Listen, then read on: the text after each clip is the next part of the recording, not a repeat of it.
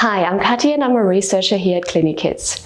Today we will be talking about a study that looked into the relationship between sleep problems in autistic children and maternal mental health. Sleep problems are very common in autistic children, but research hasn't been fully able to explain why so far. What we know from previous research is that there is a relationship between sleep problems in autistic children and mental health of their mothers. However, so far we don't know whether children's difficulties around sleep influence mothers' mental health or whether it's the other way around.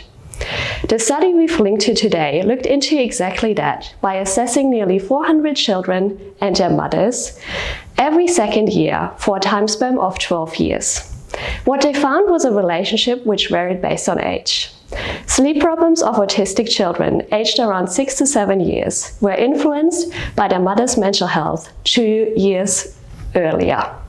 But when children were older, their sleep problems at age 12 to 13 predicted their mother's mental health 2 years later.